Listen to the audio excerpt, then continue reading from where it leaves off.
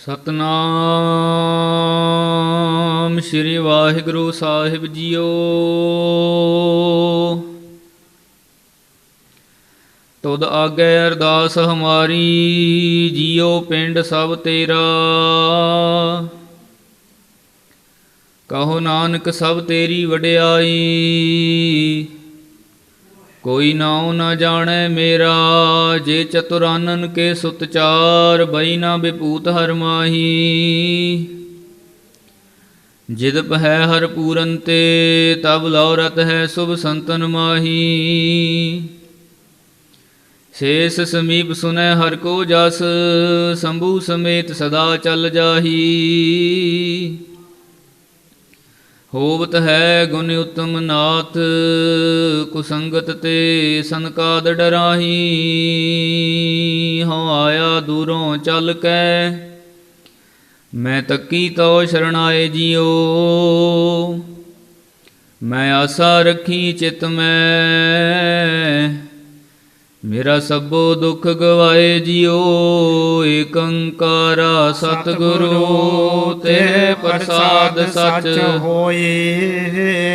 ਵਾਹਿਗੁਰੂ ਜੀ ਕੀ ਫਤਿਹ। ਬਿਘਨ ਬਿਨਾਸਨ ਸੋਏ। ਵਾਹਿਗੁਰੂ ਜੀ ਕੀ ਫਤਿਹ। ਬਿਘਨ ਬਿਨਾਸਨ ਸੋਏ। ਵਾਹਿਗੁਰੂ ਜੀ ਕਾ ਖਾਲਸਾ, ਵਾਹਿਗੁਰੂ ਜੀ ਕੀ ਫਤਿਹ।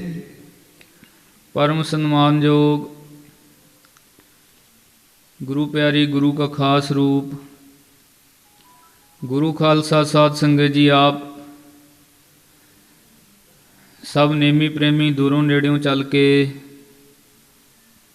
ਮਹਾਂਪੁਰਖਾਂ ਦੇ ਇਸ ਪਾਵਨ ਪਵਿੱਤਰ ਸਥਾਨ 'ਤੇ ਔਰ ਸਤਿਗੁਰੂ ਗੁਰੂ ਗ੍ਰੰਥ ਸਾਹਿਬ ਜੀ ਮਹਾਰਾਜ ਜੀ ਦੇ ਪਵਿੱਤਰ ਦਰਬਾਰ ਦੀ ਹਾਜ਼ਰੀ ਭਰਦੇ ਹੋਏ, ਜੋ ਨਿਤ ਦੀ ਰੋਜ਼ਾਨਾ ਦੀ ਗੁਰ ਇਤਿਹਾਸ ਦੀ ਕਥਾ ਹੈ, ਉਸ ਨੂੰ ਸਰਵਣ ਕਰਨ ਵਾਸਤੇ ਗੁਰੂ ਚਰਨਾਂ ਵਿੱਚ ਪਹੁੰਚੇ ਹੋ। ਮਨ ਚਿੱਤ ਬਿਰਤੀਆਂ ਇਕਾਗਰ ਕਰਨ ਦੀ ਖੇਚਲ ਕਰੋ, ਤਾਂ ਕਿ ਜਿਸ ਲਾਹੇ ਨੂੰ ਪ੍ਰਾਪਤ ਕਰਨ ਵਾਸਤੇ ਆਪਾਂ ਸਤਿਗੁਰਾਂ ਦੇ ਪਾਵਨ ਪਵਿੱਤਰ ਸੱਚਖੰਡ ਦਰਬਾਰ ਦੀ ਹਾਜ਼ਰੀ ਭਰ ਰਹੇ ਹਾਂ ਜੀ, ਉਹ ਲਾਹਾ ਲੈ ਸਕੀਏ। ਗੁਰੂ ਪਾਤਸ਼ਾਹ ਮਹਾਰਾਜ ਦੀਆਂ ਬਾਬਾਣੀਆਂ ਕਹਾਣੀਆਂ ਸਰਵਣ ਕਰਕੇ ਆਪਣੇ ਸਮੇਂ ਨੂੰ ਔਰ ਸਵਾਸਾਂ ਨੂੰ ਸਫਲਿਆਂ ਬਣਾਈਏ। ਨੌਵੇਂ ਗੁਰੂ ਨਾਨਕ ਧੰਨ ਗੁਰੂ ਤੇਗ ਬਹਾਦਰ ਸਾਹਿਬ ਜੀ ਮਹਾਰਾਜ ਪਾਤਸ਼ਾਹ ਜੀ ਦੀ ਪਾਵਨ ਤੇ ਪਵਿੱਤਰ ਕਥਾ ਚੱਲ ਰਹੀ ਹੈ। ਪਿਛਲੇ ਪ੍ਰਕਰਣ ਦੇ ਵਿੱਚ ਆਪਾਂ ਸਤਿਕਾਰਯੋਗ ਬਾਬਾ ਜੀ ਦੇ ਪਾਸੋਂ ਇਹ ਕਥਾ ਵਿਚਾਰ ਸਰਵਣ ਕੀਤੀ ਸੀ ਕਿ ਸਤਿਗੁਰੂ ਗੁਰੂ ਤੇਗ ਬਹਾਦਰ ਸਾਹਿਬ ਜੀ ਮਹਾਰਾਜ ਬਾਬੇ ਬਕਾਲੇ ਤੋਂ ਵਿਦਾ ਹੋਏ ਨੇ, ਜੋ ਕਿ ਭਾਈ ਮੱਖਣ ਸ਼ਾਹ ਲਵਾਣੇ ਨੇ ਗੁਰੂ ਪਾਤਸ਼ਾਹ ਮਹਾਰਾਜ ਦਾ ਨਿਰਾਦਰ ਨਾਂ ਸਹਾਰਦੇ ਹੋਏ ਬਾਬਾ ਧੀਰਮਲ ਜੀ ਦੇ ਪਾਸੋਂ ਸਾਰੀਆਂ ਵਸਤੂਆਂ ਲੁੱਟ ਕੇ ਲੈ ਆਂਦੀਆਂ ਸਨ। ਗੁਰੂ ਪਾਤਸ਼ਾਹ ਮਹਾਰਾਜ ਦੇ ਹੁਕਮ ਦੇ ਅਨੁਸਾਰ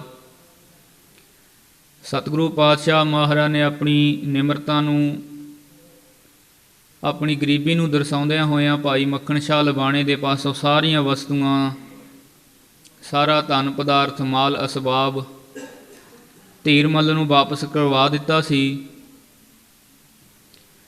ਔਰ ਇੱਕ ਗੁਰੂ ਗ੍ਰੰਥ ਸਾਹਿਬ ਜੀ ਮਹਾਰਾਜ ਜੀ ਦਾ ਜੋ ਸਰੂਪ ਕਰਤਾਰਪੁਰ ਸਾਹਿਬ ਵਾਲੀ ਬੀੜ, ਉਹ ਭਾਈ ਸਾਹਿਬ ਜੀ ਨੇ ਮਾਤਾ ਜੀ ਨਾਲ ਸਲਾਹ ਕਰਕੇ ਕੋਲ ਰੱਖ ਲਈ ਸੀ। ਬਚਨ ਵਿਲਾਸ ਵੀ ਹੋਏ ਸੀ ਵੀ ਜਦੋਂ ਤੱਕ ਗੁਰੂ ਪਾਤਸ਼ਾਹ ਮਹਾਰਾਜ ਜੀ ਨਾ ਪੁੱਛਣ ਤਾਂ ਉਹਨਾਂ ਨੂੰ ਇਸ ਬਾਰੇ ਨਾ ਦੱਸਿਆ ਜਾਵੇ। ਸੋ ਇਉਂ ਸਮਾਂ ਕੁਝ ਲੰਘਿਆ। ਜਦੋਂ ਗੁਰੂ ਪਾਤਸ਼ਾਹ ਮਹਾਰਾਜ ਜੀ ਨੇ ਚਾਲੇ ਪਾਏ ਤਾਂ ਉਸ ਸਮੇਂ ਇੱਕ ਸਿੱਖ ਦੇ ਸੀਸ 'ਤੇ ਗੁਰੂ ਗ੍ਰੰਥ ਸਾਹਿਬ ਜੀ ਮਹਾਰਾਜ ਮੰਜੀ ਸਾਹਿਬ ਦੇ ਸਮੇਤ ਸੁਸ਼ੋਭਿਤ ਸਨ। ਉਸ ਨੂੰ ਦੇਖ ਕੇ ਗੁਰੂ ਪਾਤਸ਼ਾਹ ਮਹਾਰਾਜ ਨੇ ਪੁੱਛਿਆ, ਭਾਈ ਇਹ ਗੁਰੂ ਗ੍ਰੰਥ ਸਾਹਿਬ ਮਹਾਰਾਜ ਦੀ ਜਿਹੜੀ ਪਾਵਨ ਬੀੜ ਹੈ ਕਿਸ ਨੇ ਰੱਖੀ ਹੈ? ਦੱਸਣ 'ਤੇ ਪਤਾ ਲੱਗਿਆ ਕਿ ਮਾਤਾ ਜੀਆਂ ਨੂੰ ਸਤਿਕਾਰ ਸਹਿਤ ਦੱਸ ਕੇ ਭਾਈ ਮੱਖਣ ਸ਼ਾਹ ਲਵਾਣੇ ਨੇ ਇਹ ਜੋ ਸਾਰੀ ਬੀੜ ਸੀ ਗੁਰੂ ਗ੍ਰੰਥ ਸਾਹਿਬ ਪਾਤਸ਼ਾਹ ਮਹਾਰਾਜ ਦੀ ਇਹ ਆਪਣੇ ਪਾਸ ਰੱਖ ਲਈ ਕਿ ਇਹ ਧੀਰਮਲ ਨੂੰ ਦੇਣ ਯੋਗ ਨਹੀਂ, ਇਹ ਤੁਹਾਡੇ ਪੁਰਖਿਆਂ ਦੀ ਤਿਆਰ ਕੀਤੀ ਹੋਈ ਹੈ। ਤੁਸੀਂ ਗੁਰੂ ਹੋ, ਇਸ ਨੂੰ ਰੱਖਣ ਦਾ ਹੱਕ ਸਿਰਫ ਤੁਹਾਡਾ ਹੈ। ਇਸ ਕਰਕੇ ਬੀੜ ਰੱਖੀ ਗਈ। ਗੁਰੂ ਪਾਤਸ਼ਾਹ ਮਹਾਰਾਜ ਨੇ ਫਿਰ ਉਸ ਬੀੜ ਨੂੰ ਕਿਸੇ ਦੀ ਬੇਨਤੀ ਨਾ ਪ੍ਰਵਾਨ ਕਰਦੇ ਹੋਏ ਦਰਿਆ ਦੇ ਵਿੱਚ ਬੜੇ ਸਤਿਕਾਰ ਸਹਿਤ ਰਖਵਾ ਦਿੱਤਾ ਸੀ। ਦਰਿਆ ਨੂੰ ਹੁਕਮ ਕੀਤਾ, ਭਾਈ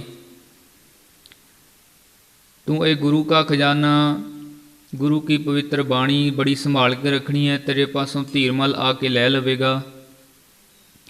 ਇਉਂ ਗੁਰੂ ਪਾਤਸ਼ਾਹ ਮਹਾਰਾਜ ਜੀ ਸਾਧ ਸੰਗਤ ਜੀ ਅੱਗੇ ਰਵਾਨਾ ਹੋਏ। ਸਤਲੁਜ ਦਰਿਆ ਦੇ ਪਹੁੰਚੇ, ਜਿੱਥੇ ਕੀਰਤਪੁਰ ਸਾਹਿਬ ਮੌਜੂਦ ਹੈ। 5 ਕੋਹਾਂ ਪਿੱਛੇ ਡੇਰਾ ਕੀਤਾ, ਆਰਾਮ ਬਸ ਹੋਏ। ਦੂਸਰੀ ਸਵੇਰ ਗੁਰੂ ਪਾਤਸ਼ਾਹ ਮਹਾਰਾਜ ਜੀ ਕੀਰਤਪੁਰ ਸਾਹਿਬ ਪਹੁੰਚੇ। ਬੇਅੰਤ ਸਿੱਖ ਸੰਗਤਾਂ ਦਰਸ਼ਨ ਕਰਨ ਵਾਸਤੇ ਆਉਂਦੀਆਂ ਰਹੀਆਂ। ਗੁਰੂ ਪਾਤਸ਼ਾਹ ਮਹਾਰਾਜ ਦੇ ਮਨ ਦੀ ਵਿਚਾਰ ਕਿ ਆਪਣਾ ਇੱਕ ਨਵਾਂ ਨਗਰ ਵਸਾਉਣਾ ਚਾਹੁੰਦੇ ਹਨ ਔਰ ਇਹਨਾਂ ਲੜਾਈ ਝਗੜਿਆਂ ਤੋਂ ਦੂਰ ਗੁਰੂ ਪਾਤਸ਼ਾਹ ਮਹਾਰਾਜ ਜੀ ਇਕਾਂਤ ਵਿੱਚ ਵਸਣਾ ਚਾਹੁੰਦੇ ਨੇ, ਰਹਿਣਾ ਚਾਹੁੰਦੇ ਹਨ ਕਿ ਜਿੱਥੇ ਕੋਈ ਇਹ ਝਗੜੇ ਝਾਟੇ ਨਾ ਹੋਣ। ਇਸ ਕਰਕੇ ਗੁਰੂ ਪਾਤਸ਼ਾਹ ਮਹਾਰਾਜ ਦੀ ਮਨ ਦੀ ਇੱਛਾ ਹੈ ਕਿ ਕਿਸੇ ਰਮਣੀਕ ਥਾਂ ਨੂੰ ਦੇਖ ਕੇ ਉੱਥੇ ਨਗਰ ਵਸਾਇਆ ਜਾਵੇ। ਇਸ ਕਰਕੇ ਮਹਾਰਾਜ ਜੀ ਕੀਰਤਪੁਰ ਸਾਹਿਬ ਪਹੁੰਚੇ। ਬੇਅੰਤ ਸੰਗਤਾਂ ਨੇ ਦਰਸ਼ਨ ਕੀਤੇ। ਬਾਬਾ ਗੁਰਦਿੱਤਾ ਜੀ ਅੱਗੇ ਪਹਾੜੀਆਂ 'ਚ ਜਾ ਕੇ ਜਗ੍ਹਾ ਵੀ ਦੇਖ ਕੇ ਆਏ।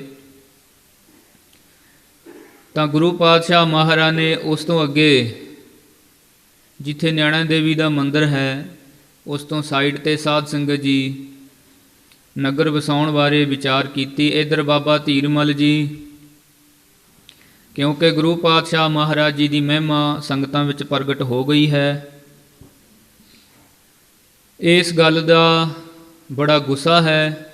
ਬੜੀ ਮਾਇਆ ਦੇ ਕੇ ਮਸੰਦਾਂ ਨੂੰ ਆਪਣੇ ਪਾਸ ਬੁਲਾਉਂਦੇ ਹਨ, ਪਰ ਸਾਧ ਸੰਗਤ ਜੀ ਭਾਵੇਂ ਗੁਰੂ ਕੁਲ ਦੇ ਵਿੱਚੋਂ ਹਨ, ਜਿੱਥੇ ਕਿਰਪਾ ਨਾ ਹੋਵੇ, ਜਿੱਥੇ ਗੁਰੂ ਪਾਤਸ਼ਾਹ ਮਹਾਰਾਜ ਦੀਆਂ ਰਹਿਮਤਾਂ ਨਾ ਹੋਣ, ਫਿਰ ਉੱਥੇ ਬੁਲਾਇਆਂ ਤੋਂ ਵੀ ਸਾਧ ਸੰਗਤ ਜੀ ਕੋਈ ਪਹੁੰਚਦਾ ਨਹੀਂ ਹੈ। ਉੱਥੇ ਕਿਸੇ ਨੂੰ ਧੱਕੇ ਨਾਲ ਵੀ ਮੱਥਾ ਟਿਕਾਇਆ ਨਹੀਂ ਜਾ ਸਕਦਾ। ਹੁਣ ਗੁਰੂ ਤੇਗ ਬਹਾਦਰ ਸਾਹਿਬ ਜੀ ਮਹਾਰਾਜ ਦੀ ਜਿਹੜੀ ਮਹਿਮਾ ਸੰਗਤਾਂ ਵਿੱਚ ਪ੍ਰਗਟ ਹੋ ਰਹੀ ਹੈ, ਸੰਗਤਾਂ ਗੁਰੂ ਪਾਤਸ਼ਾਹ ਮਹਾਰਾਜ ਵੱਲ ਆ ਰਹੀਆਂ ਨੇ, ਲਾਹੇ ਪ੍ਰਾਪਤ ਹੋ ਰਹੇ ਨੇ, ਗੁਰੂ ਚਰਨਾਂ ਤੋਂ ਸੰਗਤਾਂ ਵਰੋਸਾ ਰਹੀਆਂ ਹਨ। ਸਾਰੇ ਮਸੰਦ ਵੀ ਗੁਰੂ ਪਾਤਸ਼ਾਹ ਮਹਾਰਾਜ ਦੇ ਨਾਲ ਹੀ ਹਨ। ਤਾਂ ਇੱਕ ਕਈ ਸੰਗਤਾਂ ਦੇ ਵਿੱਚ ਸ਼ੰਕੇ ਵੀ ਨੇ। ਸਾਧ ਸੰਗਤ ਜੀ ਗੁਰੂ ਪਾਤਸ਼ਾਹ ਮਹਾਰਾਜ ਜਦੋਂ ਕੀਰਤਪੁਰ ਸਾਹਿਬ ਠਹਿਰੇ ਹਨ, ਬਾਬਾ ਬੁੱਢਾ ਜੀ ਦੀ ਕੁੱਲ ਵਿੱਚੋਂ ਭਾਈ ਝੰਡਾ ਜੀ, ਭਾਈ ਗੁਰਦਿੱਤਾ ਜੀ ਆਏ, ਬੜਾ ਸਤਿਕਾਰ ਕੀਤਾ ਔਰ ਗੁਰੂ ਪਾਤਸ਼ਾਹ ਮਹਾਰਾਜ ਨੇ ਜਥਾਜੋਗ ਸਾਧ ਸੰਗਤ ਜੀ ਉਹਨਾਂ ਨੂੰ ਨਿਵਾਜਿਆ, ਸਿਰੋਂ ਪਾਉ ਦਿੱਤੇ, ਵਿਦਾ ਕੀਤਾ। ਤਾਂ ਇੱਕ ਕਾਬਲ ਦਾ ਸਾਧ ਸੰਗਤ ਮਸੰਦ ਜਿਹੜਾ ਕਿ ਆਪਣੇ ਸਾਰੇ ਸ਼ੰਕੇ ਦੂਰ ਕਰਕੇ ਗੁਰੂ ਨੂੰ ਪ੍ਰਵਾਨ ਕਰਿਆ ਕਰਦਾ ਸੀ। ਹੁਣ ਸੰਗਤਾਂ ਵਿੱਚ ਦੋ ਚਿੱਤੀ ਇਹ ਸੀ ਕਿ ਧੀਰਮਲ ਗੁਰੂ ਹੈ ਕਿ ਜਾਂ ਸ੍ਰੀ ਗੁਰੂ ਤੇਗ ਬਹਾਦਰ ਸਾਹਿਬ ਜੀ ਮਹਾਰਾਜ ਗੁਰੂ ਦੀ ਜਿਹੜੀ ਕਿਰਪਾ ਹੈ ਉਹਦੇ ਪਾਤਰ ਨੇ, ਗੁਰਤਾ ਗੱਦੀ 'ਤੇ ਬਿਰਾਜਮਾਨ ਨੇ। ਇਸ ਮਸੰਦ ਨੇ ਸਾਧ ਸੰਗਤ ਆਪਣੇ ਪੈਰੋਕਾਰ ਦੋਨਾਂ ਦੇ ਪਾਸ ਉਤਨੀ ਭੇਟਾ ਦੇ ਕੇ ਭੇਜੇ। ਦੋਨਾਂ ਨੇ ਦਸਤਾਰਾਂ, ਗੁਰੂ ਪਾਤਸ਼ਾਹ ਮਹਾਰਾਜ ਨੇ ਵੀ ਔਰ ਧੀਰਮਲ ਨੇ ਵੀ ਬਖਸ਼ਿਸ਼ਾਂ ਕੀਤੀਆਂ। ਜਦੋਂ ਪਹੁੰਚੇ ਲੈ ਕੇ, ਮਨ ਵਿੱਚ ਸ਼ੰਕਾ ਪੈਦਾ ਹੋਇਆ ਕਿ ਮੈਂ ਕਿਸ ਤਰ੍ਹਾਂ ਪਛਾਣ ਕਰਾਂ ਕਿ ਕਿਹੜਾ ਗੁਰੂ ਅਸਲੀ ਹੈ। ਵਿਚਾਰ ਪੈਦਾ ਹੋਈ ਕਿ ਤੱਕੜੀ ਵਿੱਚ ਤੋਲ ਕੇ ਜੋ ਗੁਰੂ ਦੀ ਪੱਗ ਹੋਵੇਗੀ ਉਹ ਭਾਰੀ ਹੋਏਗੀ, ਜਿਹੜਾ ਨਕਲੀ ਗੁਰੂ ਹੋਵੇਗਾ ਉਹਦੀ ਪੱਗ ਜਿਹੜੀ ਹੈ ਉਹ ਹਲਕੀ ਹੋਵੇਗੀ, ਹੌਲੀ ਹੋਵੇਗੀ। ਇੱਕ ਪਲੜੇ ਵਿੱਚ ਗੁਰੂ ਤੇਗ ਬਹਾਦਰ ਸਾਹਿਬ ਜੀ ਮਹਾਰਾਜ ਵੱਲੋਂ ਦਿੱਤਾ ਸਰੋਪਾ ਜਿਹੜੀ ਪੱਗ ਹੈ ਉਹ ਰੱਖੀ। ਦੂਸਰੇ ਪਾਸੇ ਧੀਰਮਲ ਵੱਲੋਂ ਔਰ ਜੋ ਗੁਰੂ ਤੇਗ ਬਹਾਦਰ ਸਾਹਿਬ ਜੀ ਮਹਾਰਾਜ ਦੀ ਬਖਸ਼ਿਸ਼ ਸੀ ਸਾਧ ਸੰਗਤ ਜੀ, ਉਹ ਪਲੜਾ ਉਠਾਇਆ ਤੋਂ ਵੀ ਉੱਠ ਨਹੀਂ ਰਿਹਾ ਹੈ। ਵਿਸ਼ਵਾਸ ਹੋ ਗਿਆ, ਨਿਹਚਾ ਹੋ ਗਿਆ ਕਿ ਗੁਰੂ ਤੇਗ ਬਹਾਦਰ ਸਾਹਿਬ ਜੀ ਮਹਾਰਾਜ ਹੀ ਜਿਹੜੇ ਅਸਲ ਗੁਰੂ ਹਨ, ਗੁਰੂ ਨਾਨਕ ਦੀ ਗੱਦੀ ਦੇ ਵਾਰਸ ਹਨ ਔਰ ਗੁਰਤਾ ਗੱਦੀ 'ਤੇ ਸੁਭਾਏਮਾਨ ਹਨ। ਅਸਲ ਗੁਰੂ ਇਹੀ ਹਨ। ਬੇਅੰਤ ਸੰਗਤਾਂ ਨੂੰ ਹੋਰ ਵੀ ਸਾਧ ਸੰਗਤ ਜੀ ਇਸ ਗੱਲ ਦਾ ਚਾਨਣਾ ਹੋਇਆ ਕਿ ਗੁਰੂ ਤੇਗ ਬਹਾਦਰ ਸਾਹਿਬ ਜੀ ਮਹਾਰਾਜ ਹੀ ਗੁਰਤਾ ਗੱਦੀ 'ਤੇ ਬਿਰਾਜਮਾਨ ਨੇ। ਔਰ ਇਉਂ ਕਰਕੇ ਬੇਅੰਤ ਹੋਰ ਸੰਗਤਾਂ ਸਾਧ ਸੰਗਤ ਜੀ ਪਹੁੰਚਣੀਆਂ ਸ਼ੁਰੂ ਹੋਈਆਂ। ਇੱਧਰ ਧੀਰਮਲ ਜੀ ਨੇ ਬਾਬੇ ਬੁੱਢੇ ਦੀ ਵੰਸ਼ ਦੇ ਪਾਸ ਵੀ ਸੁਨੇਹੇ ਭੇਜੇ, ਕਹਿਣ ਲੱਗਿਆ ਜਿਤਨੀ ਮਾਇਆ ਤੁਹਾਨੂੰ ਚਾਹੀਦੀ ਹੈ ਮੈਂ ਦੇਵਾਂਗਾ, ਪਰ ਤੁਸੀਂ ਮੇਰੇ ਵਾਸਤੇ ਸਿਰੋਪਾਓ ਲੈ ਕੇ ਪਹੁੰਚੋ, ਕਲਗੀ ਘੋੜੇ ਲੈ ਕੇ ਪਹੁੰਚੋ, ਜਿਸ ਕਰਕੇ ਸੰਗਤਾਂ ਨੂੰ ਇਹ ਲੱਗੇ ਕਿ ਧੀਰਮਲ ਗੁਰਤਾ ਗੱਦੀ 'ਤੇ ਬਿਰਾਜਮਾਨ ਹੈ।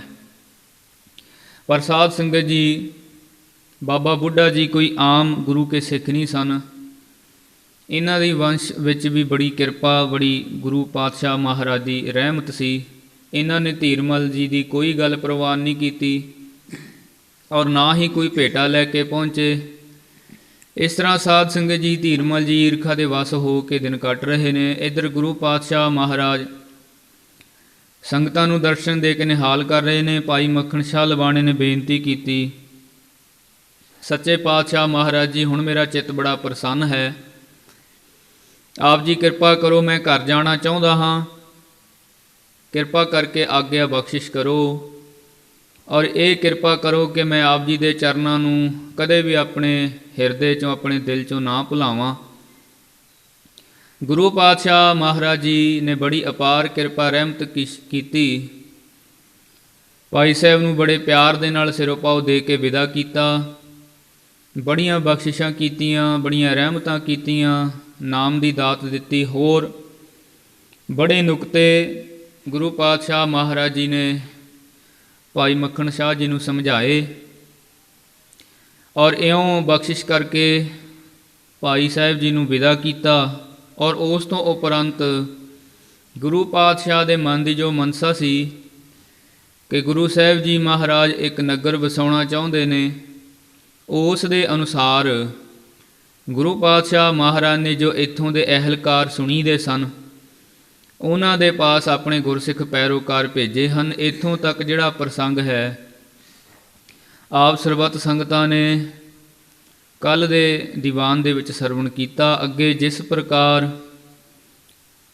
ਗ੍ਰੰਥ ਦੇ ਕਰਤਾ ਕਵੀ ਚੂੜਾਮਣੀ ਭਾਈ ਸਾਹਿਬ ਭਾਈ ਸੰਤੋਖ ਸਿੰਘ ਜੀ ਗੁਰੂ ਪਾਤਸ਼ਾਹ ਮਹਾਰਾਜ ਦੀ ਕਥਾ ਦੀ ਬਾਬਤ ਉਚਾਰਨ ਕਰਦੇ ਹਨ, ਆਓ ਪ੍ਰੇਮ ਦੇ ਨਾਲ ਸਰਵਣ ਕਰੀਏ ਔਰ ਗੁਰੂ ਪਾਤਸ਼ਾਹ ਮਹਾਰਾਜ ਦੇ ਚਰਨਾਂ 'ਚ ਹਾਜ਼ਰੀ ਲਾਉਣ ਵਾਸਤੇ ਸਾਰੇ ਇੱਕ ਵਾਰੀ ਗੱਜ ਵੱਜ ਕੇ ਆਖੋ, ਸਤਨਾਮ ਸ਼੍ਰੀ ਵਾਹਿਗੁਰੂ ਜੀ। ਸਤਨਾਮ ਸ਼੍ਰੀ ਵਾਹਿਗੁਰੂ ਜੀ।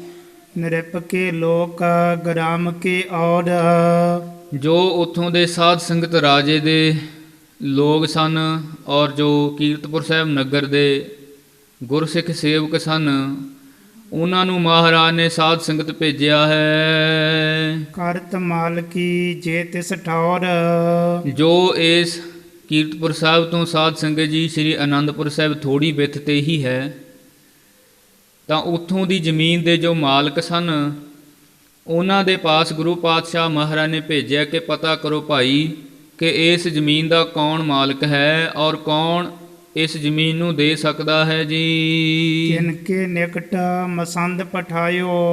ਆਪਣੇ ਮਸੰਦਾਂ ਦੇ ਸਮੇਤ ਹੋਰ ਗੁਰਮੁਖ ਪਿਆਰਿਆਂ ਨੂੰ ਗੁਰੂ ਪਾਤਸ਼ਾਹ ਮਹਾਰਾਜ ਨੇ ਉਸ ਜ਼ਮੀਨ ਦੇ ਮਾਲਕਾਂ ਦੇ ਪਾਸ ਭੇਜਿਆ ਹੈ। ਜਾਏ ਪਹੁੰਚ ਪ੍ਰਸੰਗ ਸੁਣਾਇਓ।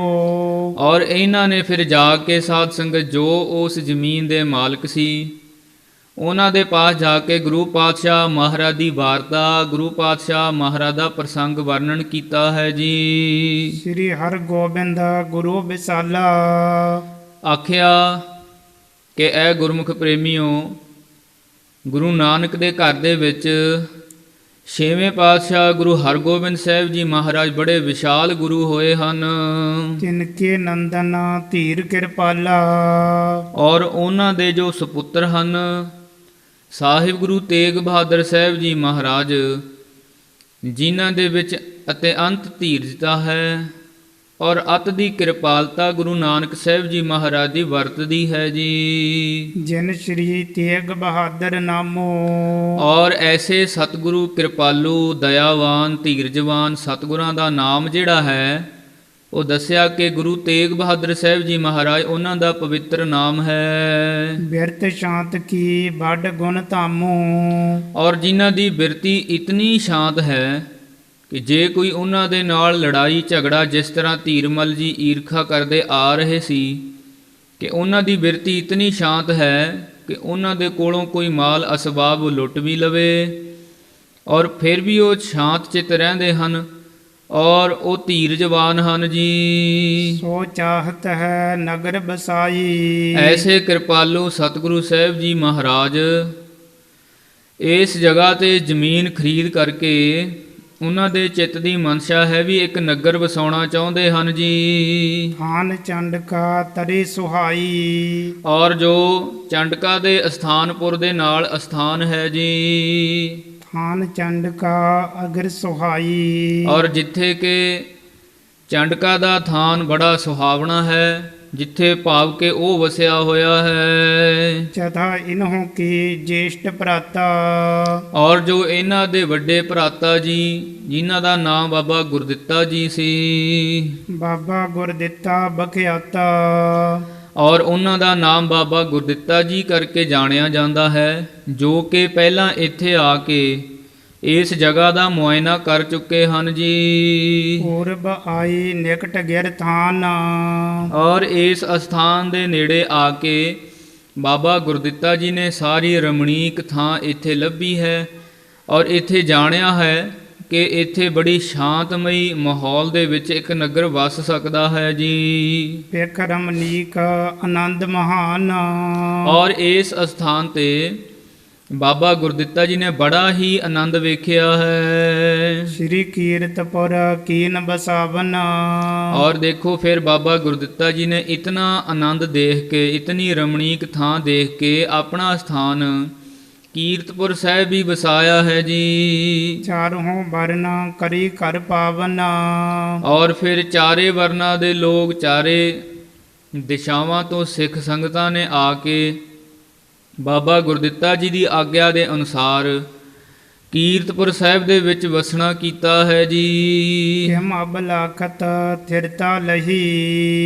ਔਰ ਜਿਵੇਂ ਜਿਵੇਂ ਉਹਨਾਂ ਦੀ ਅਭਿਲਾਖਾ ਸੀ, ਜਿਸ ਤਰ੍ਹਾਂ ਦੀਆਂ ਉਹਨਾਂ ਦੀਆਂ ਜ਼ਰੂਰਤਾਂ ਸਨ, ਜਿਸ ਤਰ੍ਹਾਂ ਉਹ ਵਸਣਾ ਚਾਹੁੰਦੇ ਸਨ, ਬਾਬਾ ਗੁਰਦਿੱਤਾ ਜੀ ਨੇ ਉਹਨਾਂ ਨੂੰ ਕੀਰਤਪੁਰ ਸਾਹਿਬ ਵਿਖੇ ਵਸਾਇਆ ਹੈ ਜੀ। ਜਰ ਖਰੀਦ ਛਿਤ ਕੋ ਚਿਤ ਚਾਹੀ। ਔਰ ਫਿਰ ਗੁਰੂ ਤੇਗ ਬਹਾਦਰ ਸਾਹਿਬ ਜੀ ਮਹਾਰਾਜ ਵੀ ਇਸੇ ਤਰ੍ਹਾਂ ਹੀ ਇੱਥੇ ਇੱਕ ਜ਼ਮੀਨ ਖਰੀਦਣਾ ਚਾਹੁੰਦੇ ਨੇ। ਇਸ ਕਾਰਨ ਤੀ ਹਮ ਚੱਲ ਆਈ। ਔਰ ਇਸੇ ਕਾਰਨ ਕਰਕੇ ਅਸੀਂ ਸਾਰੇ ਗੁਰੂ ਕੇ ਸੇਵਕ, ਗੁਰੂ ਘਰ ਦੇ ਮਸੰਦ ਔਰ ਹੋਰ ਸਾਰੇ ਪਤਵੰਤੇ ਸੱਜਣ ਆਪ ਜੀਆਂ ਦੇ ਪਾਸ ਇਹੀ ਗੱਲ ਕਰਨ ਦੇ ਵਾਸਤੇ ਤੁਹਾਡੇ ਪਾਸ ਪਹੁੰਚੇ ਹਾਂ ਕਿ ਸਾਡੇ ਗੁਰੂ ਸਾਹਿਬ ਜੀ ਮਹਾਰਾਜ ਗੁਰੂ ਤੇਗ ਬਹਾਦਰ ਸਾਹਿਬ ਜੀ, ਉਹਨਾਂ ਦੇ ਚਿੱਤ ਦੀ ਮਨਸ਼ਾ ਹੈ ਕਿ ਨਗਰ ਵਸਾਇਆ ਜਾਵੇ ਔਰ ਨਗਰ ਤਾਂ ਵਸੇਗਾ ਜੇ ਉਹ ਜ਼ਮੀਨ ਖਰੀਦਣਗੇ। ਇਸ ਕਰਕੇ ਜ਼ਮੀਨ ਤੁਹਾਡੀ ਹੈ, ਤੁਹਾਡੇ ਪਾਸ ਅਸੀਂ ਸਾਰੀ ਗੱਲਬਾਤ ਕਰਨ ਦੇ ਵਾਸਤੇ ਇਸੇ ਕਾਰਨ ਕਰਕੇ ਤੁਹਾਡੇ ਪਾਸ ਪਹੁੰਚੇ ਹਾਂ ਜੀ। ਹੁਣ ਮਸੰਦ ਤੀ ਨਰ ਸਮੁਦਾਈ। ਔਰ ਫਿਰ ਹੋਰ ਜਿਹੜੇ ਮਸੰਦ ਸਨ, ਸਾਰੇ ਸਮੁਦਾਇ, ਇਹ ਸਾਰਾ ਜਥਾ ਆਪ ਜੀ ਪਾਸ ਇਸੇ ਕਾਰਨ ਕਰਕੇ ਪਹੁੰਚਿਆ ਹੈ। ਆਪਣੀ ਪਤ ਕੋ ਬੋਝਨ ਕੀਨਾ। ਔਰ ਫਿਰ ਅਸੀਂ ਪੁੱਛ ਪੁਛਾ ਕੇ ਅਵਨੀਪਤ ਕਹੀਏ, ਜ਼ਮੀਨ ਦਾ ਜੋ ਮਾਲਕ ਹੈ, ਤੁਹਾਡੀ ਭਾਲ ਕੀਤੀ ਹੈ ਜੀ। ਦੀਨ ਹੁਕਮ ਨੀਕੇ ਚਿਤ ਚੀਨਾ। ਔਰ ਫਿਰ ਬੜੀ ਨਿਮਰਤਾ ਦੇ ਸਹਿਤ ਤੁਹਾਨੂੰ ਬੇਨਤੀ ਕੀਤੀ ਹੈ। ਔਰ ਫਿਰ ਜੋ ਜ਼ਮੀਨ ਦਾ ਮਾਲਕ ਸੀ ਉਸ ਨੇ ਵੀ ਹੁਕਮ ਦੇ ਦਿੱਤਾ ਹੈ ਜ਼ਮੀਨ ਨੂੰ ਦੇਖਣ ਦੇ ਵਾਸਤੇ। ਨਿਰਪਕੇ ਨਰ ਅਰ ਗ੍ਰਾਮਨ ਕੀਰੀ। ਔਰ ਫਿਰ ਉਹ ਜਿਹੜੇ ਰਾਜੇ ਦੇ ਲੋਕ ਸਨ, ਔਰ ਫਿਰ ਜਿਹੜੇ ਨਗਰ ਦੇ ਲੋਕ ਸਨ, ਔਰ ਨਾਲ ਹੀ ਗੁਰੂ ਕੇ ਸਿੱਖ ਸੇਵਕ ਮਸੰਦ ਸਾਰੇ ਹੀ। ਆਏ ਸਥਾਨ ਸਰਬ ਕੋ ਹੀਰੀ। ਔਰ ਫਿਰ ਨਾਲ ਹੀ ਸਾਰੀ ਜਥੇਬੰਦੀ ਇਕੱਤਰ ਹੋ ਕੇ ਵਿੱਚੇ ਸਤਿਗੁਰੂ ਸਾਹਿਬ ਜੀ ਮਹਾਰਾਜ ਦੇ ਸੇਵਕ, ਵਿੱਚੇ ਨਗਰ ਦੇ ਪਤਵੰਤੇ ਸੱਜਣ, ਔਰ ਨਾਲ ਹੀ ਜਿਹੜੇ ਰਾਜੇ ਦੇ ਲੋਕ ਸਨ, ਹੋਰ ਅਹਿਲਕਾਰ ਵਜ਼ੀਰ, ਸਾਰੇ ਉਹ ਜਗ੍ਹਾ ਦੇਖਣ ਵਾਸਤੇ ਆਏ ਕਿ ਸਤਿਗੁਰੂ ਸਾਹਿਬ ਜੀ ਮਹਾਰਾਜ ਕਿਹੜੀ ਜਗ੍ਹਾ ਖਰੀਦਣਾ ਚਾਹੁੰਦੇ ਨੇ। ਇਸ ਦਾ ਮੁਆਇਨਾ ਕਰਨ ਵਾਸਤੇ ਇਹ ਸਾਰਾ ਜੱਥਾ ਜਿਹੜਾ ਜਗ੍ਹਾ ਦੇਖਣ ਵਾਸਤੇ ਆਇਆ ਹੈ। ਮਿਲ ਸਭਨ ਜਿਮ ਮੋਲ ਬਖਾਨਾ। ਔਰ ਫਿਰ ਸਾਰਿਆਂ ਨੇ, ਕਿਉਂਕਿ ਜਗ੍ਹਾ ਮੁੱਲ ਖਰੀਦਣੀ ਸੀ, ਗੁਰੂ ਪਾਤਸ਼ਾਹ ਮਹਾਰਾਜ ਦਾ ਹੁਕਮ ਸੀ ਕਿ ਜਗ੍ਹਾ ਆਪਾਂ ਆਪਣੀ ਮੁੱਲ ਖਰੀਦ ਕੇ ਫਿਰ ਆਪਾਂ ਨਗਰ ਵਸਾਉਣਾ ਹੈ। ਫਿਰ ਉੱਥੇ ਜਦੋਂ ਮੁੱਲ ਖਰੀਦਣੀ ਹੋਵੇ ਫਿਰ ਮੋਲ ਭਾਵ ਹੁੰਦਾ ਹੀ ਹੈ। ਫਿਰ ਉਹਨਾਂ ਨੇ ਜੋ ਰਾਜੇ ਦੇ ਲੋਕ ਸਨ, ਵਜ਼ੀਰ ਅਹਿਲਕਾਰ, ਔਰ ਨਾਲ ਹੀ ਪਤਵੰਤੇ ਸੱਜਣ, ਔਰ ਗੁਰੂ ਕੇ ਪਿਆਰੇ ਜਿਹੜੇ ਮਸੰਦ ਗੁਰੂ ਕੇ ਸਿੱਖ ਸੇਵਕ, ਸਾਰਿਆਂ ਨੇ ਫਿਰ ਉਸ ਜਗ੍ਹਾ ਦੇ ਮੁੱਲ ਬਾਰੇ, ਰੇਟ ਬਾਰੇ ਉੱਥੇ ਗੱਲ ਕੀਤੀ ਹੈ। ਔਰ ਫਿਰ ਸਾਰੇ ਉਸ ਜਗ੍ਹਾ ਦਾ ਮੋਲ ਭਾਵ ਕਰ ਰਹੇ ਹਨ ਖੜ ਕੇ। ਕੇਤਕ ਦੀਨਾ ਦਰਬ ਤਿਨ ਪਾਨਾ। ਔਰ ਫਿਰ ਜੋ ਉਹਨਾਂ ਨੇ ਜਿੰਨੀ ਜਗ੍ਹਾ ਗੁਰੂ ਪਿਆਰਿਆਂ ਨੂੰ ਚਾਹੀਦੀ ਸੀ, ਇਹਨਾਂ ਨੇ ਦੱਸ ਦਿੱਤੀ ਕਿ ਸਾਨੂੰ ਇਤਨੀ ਜਗ੍ਹਾ ਗੁਰੂ ਪਾਤਸ਼ਾਹ ਮਹਾਰਾਜ ਦੇ ਹੁਕਮ ਦੇ ਮੁਤਾਬਕ ਨਗਰ ਦੇ ਵਾਸਤੇ ਚਾਹੀਦੀ ਹੈ। ਔਰ ਫਿਰ ਜਿਤਨੀ ਜਗ੍ਹਾ ਉਹਨਾਂ ਨੇ ਦੱਸੀ ਉਸ ਦੇ ਮੁਤਾਬਕ ਜਿਹੜੇ ਜ਼ਮੀਨ ਦੇ ਮਾਲਕ ਸੀ ਉਹਨਾਂ ਨੇ ਸਾਰਾ ਮੁੱਲ ਬਣਾ ਕੇ ਦੱਸ ਦਿੱਤਾ। ਔਰ ਗੁਰੂ ਕੇ ਪਿਆਰੇ ਮਸੰਦਾਂ ਨੇ, ਗੁਰੂ ਕੇ ਸਿੱਖ ਸੇਵਕਾਂ ਨੇ ਜਿੰਨੀ ਮਾਇਆ ਉਹਨਾਂ ਨੇ ਆਖੀ ਤਾਂ ਉਸ ਮੁਤਾਬਕ ਮਾਇਆ ਦੇ ਕੇ ਜਗ੍ਹਾ ਮੁੱਲ ਲੈ ਲਈ ਹੈ ਜੀ। ਜਰ ਖਰੀਦ ਕੇ ਪਟੇ ਲਿਖਾਈ। ਔਰ ਫਿਰ ਨਾਲ ਹੀ ਸਾਧ ਸੰਗਤ ਜਿਵੇਂ ਕਾਗਜ਼ੀ ਕਾਰਵਾਈ ਹੁੰਦੀ ਹੈ, ਪਹਿਲੇ ਪੁਰਾਣੇ ਸਮੇਂ ਵਿੱਚ ਕਹਿੰਦੇ ਸੀ ਵੀ ਪਟੇ ਲਿਖੇ ਜਾਂਦੇ, ਤਾਂ ਹੁਣ ਜਿਸ ਤਰ੍ਹਾਂ ਰਜਿਸਟਰੀਆਂ ਹੁੰਦੀਆਂ ਹਨ, ਪਹਿਲੇ ਸਮੇਂ ਦੇ ਵਿੱਚ ਇਹੀ ਰਜਿਸਟਰੀਆਂ ਸੀ ਵੀ ਜੋ ਮਾਲਕ ਹੈ ਜਿਹਨੇ ਜਗ੍ਹਾ ਖਰੀਦਣੀ ਹੋਵੇ ਉਹਦਾ ਨਾਮ ਲਿਖ ਕੇ ਪਟਾ ਲਿਖ ਲਿਆ ਕਰਦਾ ਸੀ ਕਿ ਅੱਜ ਤੋਂ ਜਿਹੜੀ ਇਹ ਜਗ੍ਹਾ ਹੈ ਇੱਥੋਂ ਲਾ ਕੇ ਇੱਥੇ ਤੱਕ ਇੱਧਰਲੀ ਦਿਸ਼ਾ ਦੇ ਵਿੱਚ ਔਰ ਇਸ ਅਸਥਾਨ ਦੇ ਨੇੜੇ, ਔਰ ਇਹ ਜਿਹੜੀ ਜਗ੍ਹਾ ਹੈ ਤਾਂ ਇਸ ਆਦਮੀ ਦੀ ਹੈ, ਇਸ ਬੰਦੇ ਦੀ ਹੈ, ਉਹਦੇ ਜਿੰਮੇ ਉਹ ਪਟਾ ਲਿਖ ਦਿਆ ਕਰਦਾ ਸੀ। ਔਰ ਜਿੰਨੀ ਜਿਹੜੀ ਮਾਇਆ ਸੀ ਉਹ ਲੈ ਲੈਂਦਾ ਸੀ। ਬੜੀ ਇਮਾਨਦਾਰੀ ਦੇ ਕੰਮ ਸੀ। ਇਸ ਕਰਕੇ ਗੁਰੂ ਕੇ ਨਾਮ 'ਤੇ ਉਹਨਾਂ ਮਾਲਕਾਂ ਨੇ ਪਟੇ ਲਿਖੇ ਔਰ ਗੁਰੂ ਕੇ ਸਿੱਖਾਂ ਨੇ ਪਟੇ ਲਿਖਾ ਕੇ ਲੈ ਲਏ ਹਨ। ਲੇ ਸਤਿਗੁਰ ਨਿਜ ਨਿਕਟ ਰਖਾਈ। ਔਰ ਫਿਰ ਬੜੀ ਖੁਸ਼ੀ ਦੇ ਸਹਿਤ ਗੁਰੂ ਪਾਤਸ਼ਾਹ ਮਹਾਰਾਜ ਦੇ ਪਾਸ ਉਹਨਾਂ ਸਿੱਖਾਂ ਨੇ ਆ ਕੇ ਬੇਨਤੀ ਕੀਤੀ ਕਿ ਸੱਚੇ ਪਾਤਸ਼ਾਹ ਜੀ, ਜਿਸ ਤਰ੍ਹਾਂ ਵੀ ਆਪ ਜੀ ਨੇ ਹੁਕਮ ਕੀਤਾ ਸੀ, ਤੁਹਾਡੇ ਸਿੱਖ ਸੇਵਕਾਂ ਨੇ, ਮਸੰਦਾਂ ਨੇ, ਸੰਗਤਾਂ ਨੇ, ਔਰ ਜਿਹੜੇ ਪਿੰਡ ਦੇ ਕੀਰਤਪੁਰ ਸਾਹਿਬ ਦੇ ਪਤਵੰਤੇ ਸੱਜਣ ਵੀ ਸਨ, ਸਾਰਿਆਂ ਨੇ ਸਲਾਹ ਮਸ਼ਵਰਾ ਕਰਕੇ ਇੰਨੀ ਜਗ੍ਹਾ ਸਤਿਗੁਰੂ ਸਾਹਿਬ ਜੀ ਮਹਾਰਾਜ ਅਸੀਂ ਖਰੀਦ ਲਈ ਹੈ ਔਰ ਆਪ ਜੀ ਦੇ ਖਜ਼ਾਨੇ ਵਿੱਚੋਂ ਇਤਨੀ ਮਾਇਆ ਦੇ ਦਿੱਤੀ ਹੈ।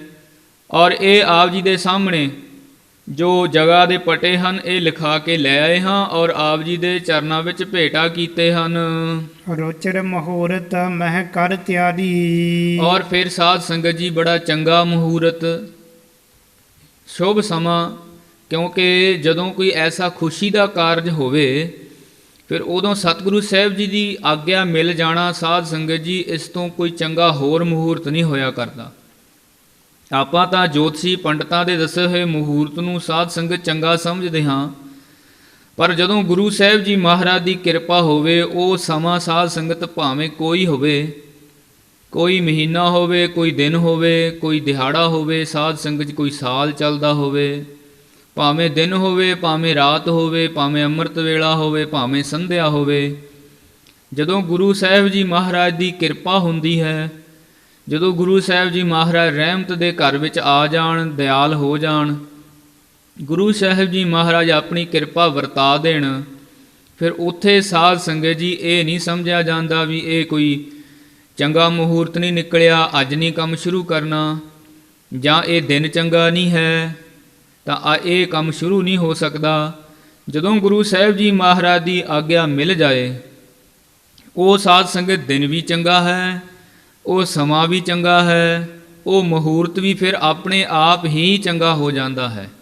ਐਸਾ ਮਹੂਰਤ ਤਾਂ ਕੋਈ ਵੀ ਨਹੀਂ ਸਾਧ ਸੰਗਤ ਜਿਹੜਾ ਗੁਰੂ ਦੀ ਕਿਰਪਾ ਦੇ ਉੱਤੋਂ ਦੀ ਹੋ ਕੇ ਵਰਤੇ।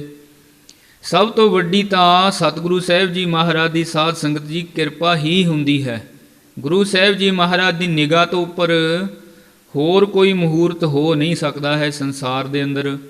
ਇਸੇ ਕਰਕੇ ਆਪਾਂ ਅੱਜ ਵੀ ਸਤਿਗੁਰੂ ਸਾਹਿਬ ਜੀ ਮਹਾਰਾਜ ਦੇ ਚਰਨਾਂ ਵਿੱਚ ਅਰਦਾਸ ਬੇਨਤੀ ਕਰਦੇ ਹਾਂ।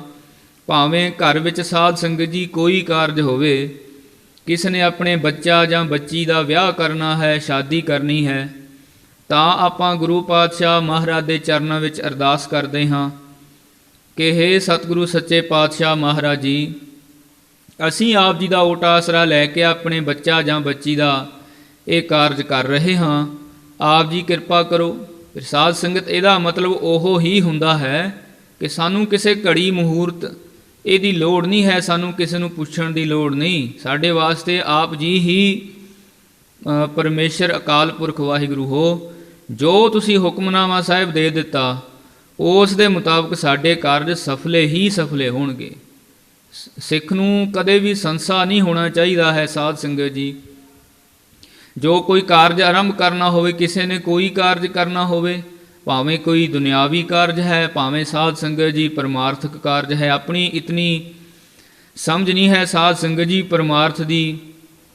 ਆਪਾਂ ਗੱਲ ਕਰੀਏ, ਜਿਵੇਂ ਕਿ ਆਪਾਂ ਅੰਦਾਜ਼ਾ ਲਗਾ ਸਕਦੇ ਹਾਂ ਕਿ ਮਹਾਂਪੁਰਖ ਜਿਨ੍ਹਾਂ ਦੇ ਪਰਮਾਰਥਕ ਕਾਰਜ ਕੀਤੇ ਵੀ ਨੇ ਔਰ ਸੰਗਤਾਂ ਤੋਂ, ਗੁਰਸਿੱਖ ਪਿਆਰਿਆਂ ਤੋਂ ਸਾਧ ਸੰਗਤ ਜੀ ਕਰਵਾ ਵੀ ਰਹੇ ਨੇ, ਬੀਜ ਨਾਸ ਤਾਂ ਹੁੰਦਾ ਨਹੀਂ ਹੈ ਕਿਸੇ ਚੀਜ਼ ਦਾ।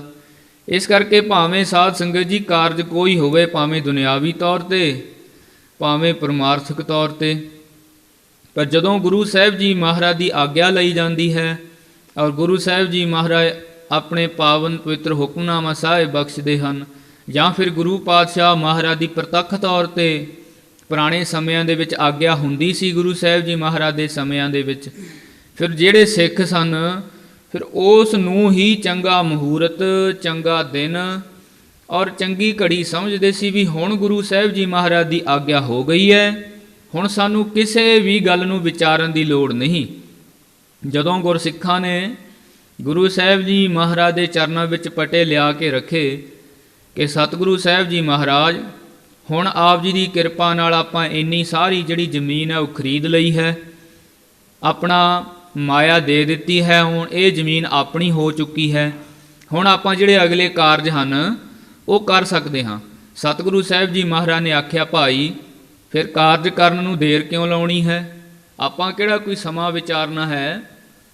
ਜਿਹੜਾ ਸਮਾਂ ਗੁਰੂ ਸਾਹਿਬ ਜੀ ਮਹਾਰਾਜ ਨੇ ਬਖਸ਼ ਦਿੱਤਾ ਉਹ ਚੰਗਾ ਹੀ ਚੰਗਾ ਹੈ ਕਿ ਭਾਈ ਹੁਣ ਪਟੇ ਆ ਗਏ ਹਨ, ਜਗ੍ਹਾ ਮਿਲ ਗਈ ਹੈ, ਮਾਇਆ ਦੇ ਦਿੱਤੀ ਹੈ, ਹੁਣ ਆਪਾਂ ਜਿਹੜੇ ਅਗਲੇ ਕਾਰਜ ਨੇ ਉਹ ਭਾਈ ਹੁਣੇ ਆਰੰਭ ਕਰੋ। ਗੁਰੂ ਸਾਹਿਬ ਜੀ ਮਹਾਰਾਜ ਨੇ ਸਿੱਖਾਂ ਨੂੰ ਉਹ ਮਹੂਰਤ ਸਮਝਾਇਆ ਕਿ ਭਾਈ ਇਹੀ ਮਹੂਰਤ ਚੰਗਾ ਹੈ, ਹੁਣ ਕਿਰਪਾ ਹੋਈ ਹੈ, ਜਿਹੜੀ ਮਨਸਾ ਸੀ ਉਹ ਆਪਣੀ ਪੂਰੀ ਹੋ ਚੁੱਕੀ ਹੈ। ਸਾਡੇ ਮਨ ਵਿੱਚ ਖਿਆਲ ਸੀ ਵੀ ਆਪਣੀ ਜਗ੍ਹਾ ਖਰੀਦ ਕੇ ਨਗਰ ਵਸਾਈਏ, ਗੁਰੂ ਨਾਨਕ ਸਾਹਿਬ ਜੀ ਮਹਾਰਾਜ ਦੀ ਅਪਾਰ ਕਿਰਪਾ ਹੋ ਗਈ ਹੈ, ਜਗ੍ਹਾ ਆਪਣੀ ਖਰੀਦੀ ਗਈ ਹੈ ਔਰ ਹੁਣ ਇਹ ਚੰਗਾ ਮਹੂਰਤ ਹੈ ਭਾਈ, ਹੁਣ ਸਾਰੇ ਜਿਹੜੇ ਅਗਲੇ ਕਾਰਜ ਨੇ ਉਹਨਾਂ ਨੂੰ ਕਰਨ ਵਾਸਤੇ ਗੁਰੂ ਤੇਗ ਬਹਾਦਰ ਸਾਹਿਬ ਜੀ ਮਹਾਰਾਜ ਨੇ ਆਪਣੇ ਸਿੱਖ ਪੈਰੋਕਾਰਾਂ ਨੂੰ, ਸਾਰੇ ਮਸੰਦਾਂ ਨੂੰ, ਸੰਗਤਾਂ ਨੂੰ ਆਦੇਸ਼ ਦੇ ਦਿੱਤੇ ਹਨ ਜੀ। ਗਨ ਕਾਰੀਗਰ ਲੀਨ ਹਕਾਰੀ। ਜਿਉਂ ਹੀ ਗੁਰੂ ਸਾਹਿਬ ਜੀ ਮਹਾਰਾਜ ਦੀ ਆਗਿਆ ਮਿਲੀ, ਫਿਰ ਸਾਧ ਸੰਗਤ ਗੁਰਸਿੱਖ ਪਿਆਰਿਆਂ ਨੇ ਬੜੇ ਖੁਸ਼ ਹੋ ਕੇ, ਬੜੀ ਪ੍ਰੇਮ ਦੇ ਨਾਲ, ਕਾਰੀਗਰਾਂ ਦੀ ਲੋੜ ਸੀ, ਮਜ਼ਦੂਰਾਂ ਦੀ ਲੋੜ ਸੀ, ਸਾਰਿਆਂ ਨੂੰ ਸਾਧ ਸੰਗਤ ਜੀ ਆਗਿਆ ਦੇ ਕੇ ਸੁਨੇਹੇ ਭੇਜ ਕੇ ਸਾਰੇ ਕਾਰੀਗਰਾਂ ਨੂੰ ਬੁਲਾ ਲਿਆ ਹੈ। ਬਰਿੰਦ ਮਜ਼ਦੂਰਨ ਦੇ ਤਾਨੇ ਆਨੇ। ਔਰ ਫਿਰ ਸਾਧ ਸੰਗਤ ਜੀ ਜਿਹੜੇ ਤਾਂ ਗੁਰਸਿੱਖ ਸਨ ਪ੍ਰੇਮ ਵਾਲੇ, ਜਿਨ੍ਹਾਂ ਦੇ ਮਨ ਵਿੱਚ ਸੀ ਸੇਵਾ ਭਾਵਨਾ, ਜਿਹੜੇ ਕਰਨਾ ਚਾਹੁੰਦੇ ਸਨ ਗੁਰੂ ਕੀ ਸੇਵਾ, ਕੁਝ ਕੁ ਮਜ਼ਦੂਰ ਤਾਂ ਬਿਨਾਂ ਮਾਇਆ ਤੋਂ ਲੱਗੇ ਔਰ ਫਿਰ ਜਿਨ੍ਹਾਂ ਨੂੰ ਵਿਚਾਰਿਆਂ ਨੂੰ ਆਰਥਿਕ ਤੰਗੀ ਸੀ, ਜਿਨ੍ਹਾਂ ਨੂੰ ਮਾਇਆ ਦੀ ਜ਼ਰੂਰਤ ਸੀ, ਜਿਹੜੇ ਵਿਚਾਰੇ ਮਜ਼ਦੂਰੀ ਕਰਕੇ ਹੀ ਰੋਟੀ ਖਾਂਦੇ ਸਨ, ਕਿ ਉਹਨਾਂ ਨੂੰ ਮਾਇਆ ਦੇ ਕੇ ਵੀ ਮਜ਼ਦੂਰੀ ਤੇ ਬੁਲਾਇਆ ਗਿਆ ਹੈ। ਲੈ ਸਭ ਆਪਣੇ ਸੰਗ ਪਿਆਨੀ। ਔਰ ਫਿਰ ਗੁਰਸਿੱਖ ਪਿਆਰਿਆਂ ਨੇ ਜਿਉਂ ਹੀ ਗਏ ਸਾਰੇ ਮਜ਼ਦੂਰਾਂ ਨੂੰ ਨਾਲ ਹੀ ਲੈ ਕੇ ਵਾਪਸ ਪਰਤੇ ਹਨ। ਸਭ ਤਰਕੀਬ ਆਪ ਉਪਦੇਸ਼ੀ। ਔਰ ਫਿਰ ਸਾਧ ਸੰਗਤ ਜੀ ਮਜ਼ਦੂਰ ਵੀ ਆ ਗਏ, ਸਾਰੇ ਮਿਸਤਰੀ ਵੀ, ਕਾਰੀਗਰ ਵੀ ਪਹੁੰਚ ਗਏ, ਸਾਰੀਆਂ ਸਿੱਖ ਸੰਗਤਾਂ ਵੀ ਖੜੀਆਂ ਨੇ। ਹੁਣ ਜਿਸ ਤਰ੍ਹਾਂ ਆਪਾਂ ਮਕਾਨ ਬਣਾਉਣ ਵੇਲੇ ਪਹਿਲਾਂ ਵਿਉਂਤਬੰਦੀ ਕਰੀਦੀ ਹੈ ਨਾ, ਕਿ ਇਸ ਤਰ੍ਹਾਂ ਆਪਣਾ ਮਕਾਨ ਹੋਏਗਾ, ਇੱਥੇ ਇਹ ਕਮਰਾ ਬਣਾਉਣਾ ਹੈ, ਇੱਥੇ ਰਸੋਈ ਬਣਾਉਣੀ ਹੈ, ਇੱਥੇ ਵਿਹੜਾ ਰੱਖਣਾ ਹੈ, ਇੱਥੇ ਆਪਾਂ ਡਰਾਇੰਗ ਰੂਮ ਬਣਾਉਣਾ ਹੈ, ਇਸ ਤਰ੍ਹਾਂ ਆਪਾਂ ਵਿਉਂਤਬੰਦੀ ਕਰਦੇ ਹਾਂ ਨਾ। ਫਿਰ ਸਤਿਗੁਰੂ ਸਾਹਿਬ ਜੀ ਮਹਾਰਾਜ ਇਤਨਾ ਪਾਵਨ ਪਵਿੱਤਰ ਨਗਰ ਵਸਾ ਰਹੇ ਨੇ, ਸ਼੍ਰੀ ਅਨੰਦਪੁਰ ਸਾਹਿਬ। ਗੁਰੂ ਸਾਹਿਬ ਜੀ ਮਹਾਰਾਜ ਤਾਂ ਆਪ ਹੀ ਸਭ ਕੁਝ ਜਾਣਦੇ ਹਨ ਸਾਧ ਸੰਗਤ ਜੀ। ਫਿਰ ਜਿਹੜੇ ਸਾਰੀਆਂ ਸੰਗਤਾਂ ਖੜੀਆਂ ਨੇ, ਮਿਸਤਰੀ ਖੜੇ ਨੇ, ਕਾਰੀਗਰ ਮਜ਼ਦੂਰ ਕੰਮ ਕਰਨ ਵਾਸਤੇ ਤਿਆਰ ਨੇ, ਸਾਰਾ ਮਾਲ ਅਸਬਾਬ ਮੰਗਾ ਲਿਆ ਹੈ। ਫਿਰ ਗੁਰੂ ਸਾਹਿਬ ਜੀ ਮਹਾਰਾਜ ਆਪ ਵਿੱਚ ਖੜ ਕੇ ਸਾਰੀ ਵਿਉਂਤਬੰਦੀ ਉਹਨਾਂ ਨੂੰ ਸਮਝਾ ਰਹੇ ਨੇ, ਭਾਈ ਆਪਾਂ ਇਹ ਨਗਰ ਇਸ ਤਰ੍ਹਾਂ ਬਣਾਉਣਾ ਹੈ, ਇੱਥੇ ਨੀਹਾਂ ਰੱਖਣੀਆਂ ਨੇ, ਇਉਂ ਇੱਥੋਂ ਕੰਧ ਉਸਰੇਗੀ, ਇਉਂ ਕਰਨਾ ਹੈ।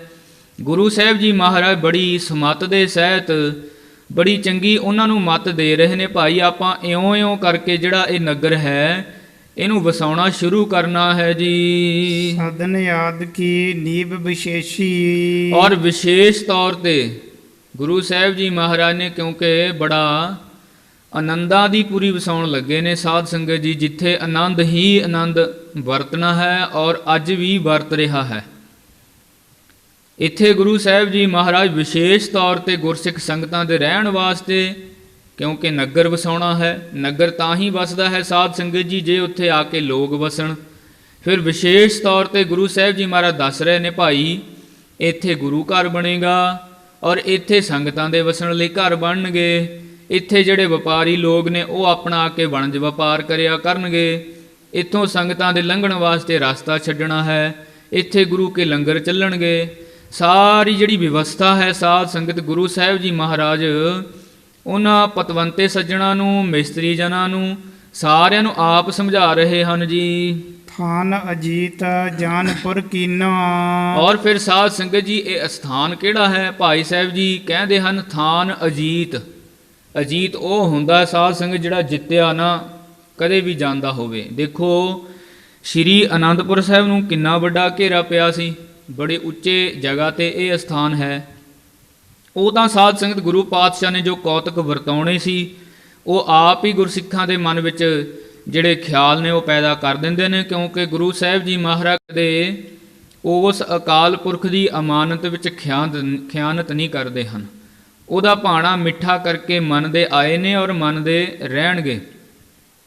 ਉਹਨੇ ਉਸ ਸਮੇਂ ਦੀ ਗੱਲ ਹੈ ਸਾਧ ਸੰਗਤ, ਮੰਨਦੇ ਆਏ ਕਿਵੇਂ ਨੇ? ਜਿਵੇਂ ਗੁਰੂ ਪੰਚਮ ਪਾਤਸ਼ਾਹ ਮਹਾਰਾਜ ਤਤੀ ਤਵੀ ਤੇ ਬੈਠੇ ਸੀ। ਹੁਣ ਗੁਰੂ ਗੋਬਿੰਦ ਸਿੰਘ ਸਾਹਿਬ ਜੀ ਮਹਾਰਾਜ ਨੂੰ ਕਿਹੜਾ ਨਹੀਂ ਪਤਾ ਸੀ ਸਾਧ ਸੰਗਤ ਕੇ ਪੰਚਮ ਪਾਤਸ਼ਾਹ ਤਤੀ ਤਵੀ ਤੇ ਬੈਠੇ ਹਨ। ਇਸੇ ਤਰ੍ਹਾਂ ਕਰਨ ਨੂੰ ਸਤਿਗੁਰੂ ਗੁਰੂ ਗੋਬਿੰਦ ਸਿੰਘ ਸਾਹਿਬ ਜੀ ਮਹਾਰਾਜ ਸਭ ਕੁਝ ਕਰ ਸਕਦੇ ਸੀ। ਸਾਧ ਸੰਗਤ ਅਨੰਦਪੁਰ ਸਾਹਿਬ ਦੇ ਵਿੱਚ ਹੀ ਉਹਨਾਂ ਦਾ ਜਿਹੜੀ ਲੱਖਾਂ ਦੇ ਹਿਸਾਬ ਨਾਲ ਫੌਜ ਸੀ ਉਹਦਾ ਨਾਸ਼ ਕਰ ਸਕਦੇ ਸੀ, ਪਰ ਗੁਰੂ ਸਾਹਿਬ ਜੀ ਮਹਾਰਾਜ ਸੰਸਾਰ ਤੇ ਪ੍ਰਗਟ ਹੋਏ ਨੇ ਔਰ ਸੰਸਾਰ ਦੀ ਹੀ ਮਰਿਆਦਾ ਨੂੰ ਮੁੱਖ ਰੱਖਿਆ ਮਹਾਰਾਜ ਨੇ। ਕਿ ਸਿੱਖਾਂ ਨੂੰ ਭੁੱਖ ਲੱਗੀ, ਭੁੱਖ ਦੇ ਦੁੱਖ ਤੋਂ ਤੰਗ ਹੋ ਕੇ ਉਹਨਾਂ ਨੇ ਗੁਰੂ ਸਾਹਿਬ ਜੀ ਮਹਾਰਾਜ ਦਾ ਸਾਥ ਛੱਡ ਦਿੱਤਾ।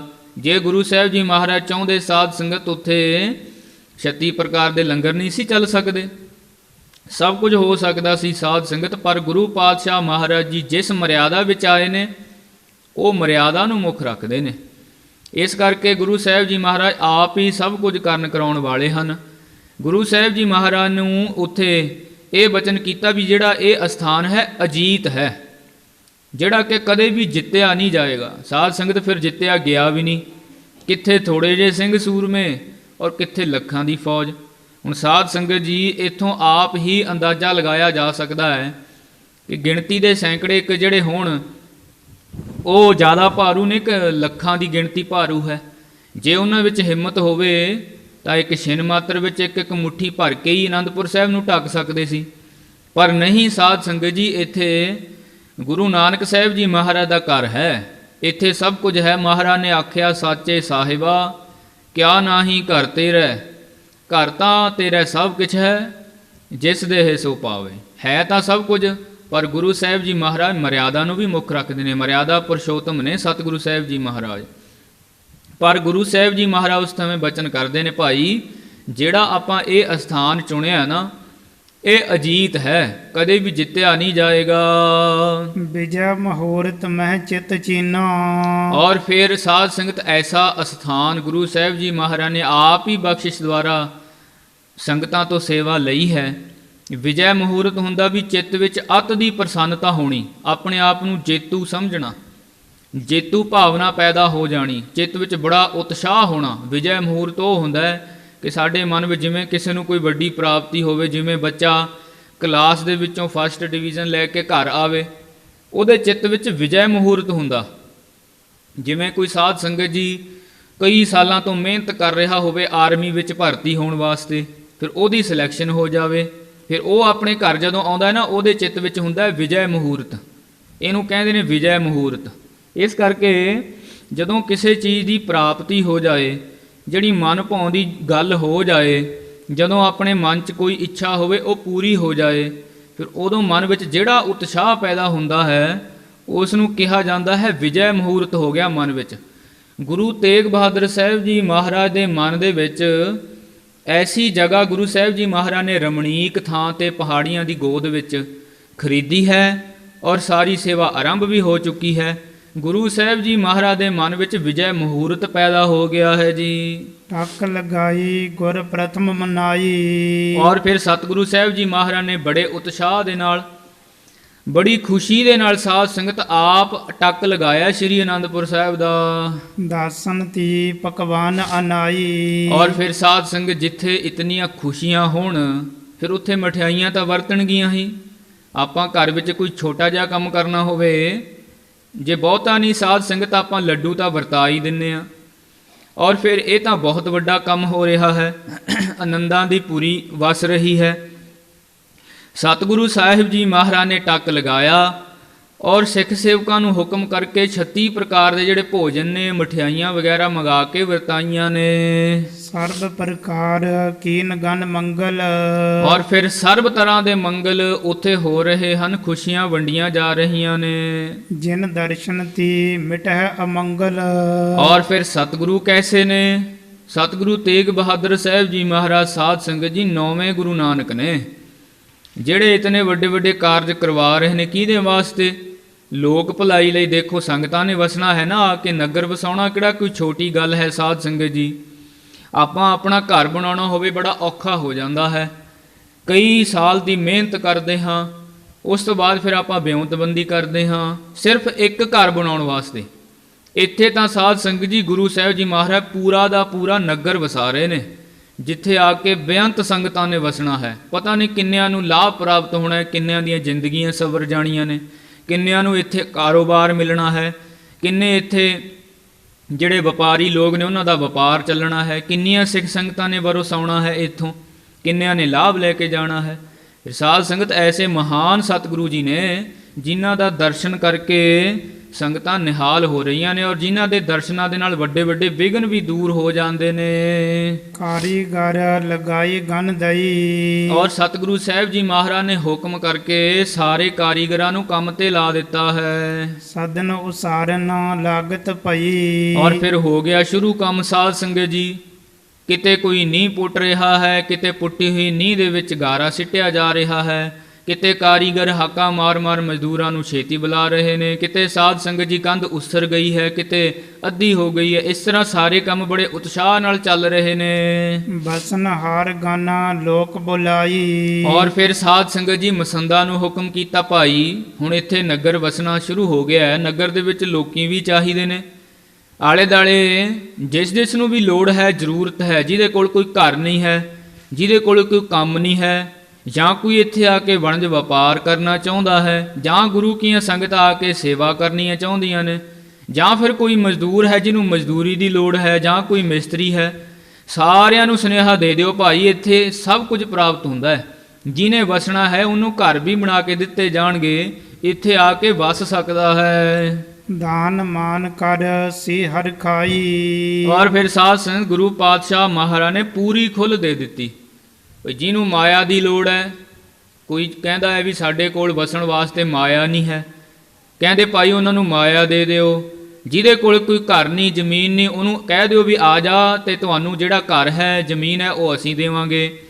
ਜਿਸ ਨੂੰ ਵੀ ਜਿਸ ਪਦਾਰਥ ਦੀ ਵੀ ਲੋੜ ਹੈ, ਗੁਰੂ ਸਾਹਿਬ ਜੀ ਮਹਾਰਾਜ ਨੇ ਖੁੱਲ੍ਹੇ ਭੰਡਾਰੇ ਖੋਲ੍ਹ ਦਿੱਤੇ ਕਿ ਭਾਈ ਜਿਸ ਨੂੰ ਜੈਸੀ ਵੀ ਲੋੜ ਹੈ ਉਹਨਾਂ ਨੂੰ ਸੱਦਾ ਪੱਤਰ ਦਿਓ ਔਰ ਇੱਥੇ ਆ ਕੇ ਵਸਾਉਣਾ ਕਰੋ। ਨਿਕਟ ਕੇ ਦੂਰ ਸੁਨਿਓ ਸਭ ਹੂਨ। ਔਰ ਫਿਰ ਗੁਰੂ ਪਾਤਸ਼ਾਹ ਮਹਾਰਾਜ ਦੀਆਂ ਇੰਨੀਆਂ ਰਹਿਮਤਾਂ ਵਰਤ ਰਹੀਆਂ ਨੇ ਸਾਧ ਸੰਗਤ ਜੀ, ਕੋਈ ਨੇੜੇ ਹੈ ਭਾਵੇਂ ਦੂਰ ਹੈ, ਸਾਰਿਆਂ ਦੇ ਕੰਨੀ ਇਹ ਗੱਲ ਪੈ ਗਈ ਹੈ ਕਿ ਗੁਰੂ ਸਾਹਿਬ ਜੀ ਮਹਾਰਾਜ ਬੜੇ ਤਰੁੱਠੇ ਨੇ, ਬੜੇ ਰਹਿਮਤ ਦੇ ਘਰ ਵਿੱਚ ਆਏ ਨੇ, ਨਗਰ ਵਸਾ ਰਹੇ ਨੇ, ਸੰਗਤਾਂ ਨੂੰ ਆਦੇਸ਼ ਦਿੱਤਾ ਹੈ। ਗੁਰਪੁਰ ਬਸਨ ਲੱਗਿਓ ਵਿੱਚ ਦੂਨ।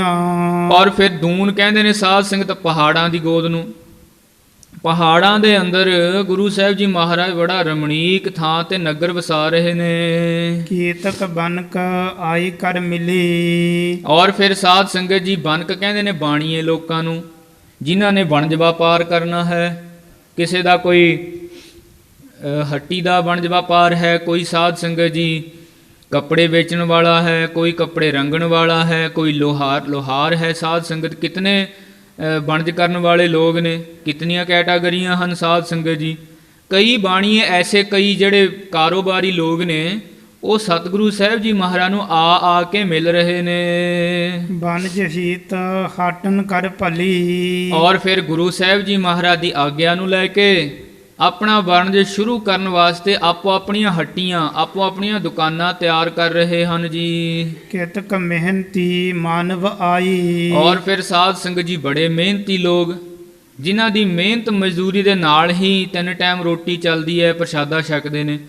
ਐਸੇ ਮਿਹਨਤੀ ਲੋਕ ਵੀ, ਐਸੇ ਮਜ਼ਦੂਰ ਵੀ ਸਤਿਗੁਰੂ ਸਾਹਿਬ ਜੀ ਮਹਾਰਾਜ ਦੇ ਚਰਨਾਂ ਵਿੱਚ ਪਹੁੰਚਣੇ ਸ਼ੁਰੂ ਹੋ ਗਏ ਹਨ।